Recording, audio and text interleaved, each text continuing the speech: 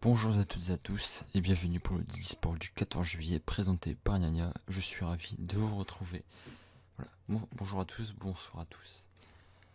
Donc ce résumé, une très belle étape qui nous attendait aujourd'hui, enfin hier du coup, Muret-Saint-Lary-Soulan. Donc une étape de montagne bien évidemment avec des cols qui pouvaient rapporter pas mal de points pour les grimpeurs, hein, pour le classement de la montagne. Et ouais, une belle arrivée, une belle étape qu'on a eue aujourd'hui. Sans plus attendre, l'échappée du jour, donc ça s'est composé de plusieurs coureurs, honnêtement. Mais celle qui reste, on va dire, jusqu'à la fin, il y a eu Postolger, Anthony Perez, Damien Godon, Anthony Turgis et Danny Van Poppel. Et les Français, les trois Français qui étaient restés en échappée, Anthony Perez a résisté au dernier col hors catégorie, mais s'est fait reprendre à 8 km de l'arrivée par le peloton. Et justement, le peloton, il y a eu de grandes attaques aujourd'hui. Euh, Pogacar qui a attaqué. Seul Vingegaard et Richard Carapaz ont réussi à suivre.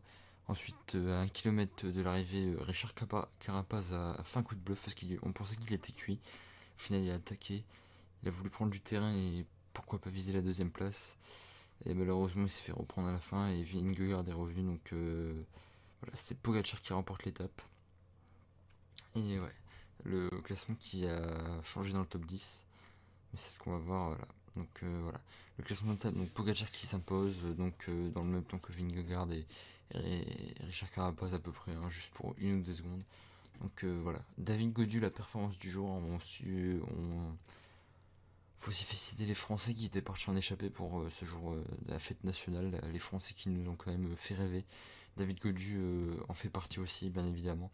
Mais le plus grand motif, ce sera Anthony Perez qu'on verra tout à l'heure. La bonne performance aussi, c'est Ben O'Connor, le coureur australien de l'équipe H2R Citroën, voilà, qui vient encore à la 5ème place et qui conforte aussi sa place au classement général. Voilà, donc le maillot jaune, il n'y a aucun changement. Pogacar qui reste premier avec 5 minutes d'avance sur Nils Vingegaard. Richard Carapaz qui prend la 3ème place et Rigoberto Urán, c'est celui qui perd du terrain aujourd'hui puisqu'il a été en défaillance. Il est arrivé avec 1 minute de retard, je crois, plus, voire plus. Donc voilà, c'est le perdant du jour en tout cas dans ce top 5. Benoît Codor qui reste 8, quant à lui 5ème. Pour le maillot vert, du coup, vu que c'était une étape de montagne, rien n'a changé, pas de mine dans l'échappée, etc. Marc Cavendish qui compte toujours 30 points d'avance environ sur Michael Matthews. Pour le classement de la montagne, attention à Tadej Pogacar, mais c'est Wouterpools qui avec premier avec 78 points. La dernière étape demain, faudra faire gaffe parce qu'il faudra prendre les points. Parce que là, ça va jouer, surtout qu'à l'arrivée, il y a des points aussi à prendre.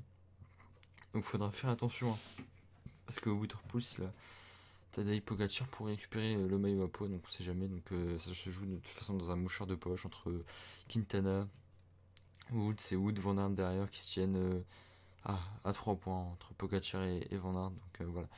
Ça va être compliqué la mission pour Woodpools, mais bon, on sait jamais, hein, on verra demain.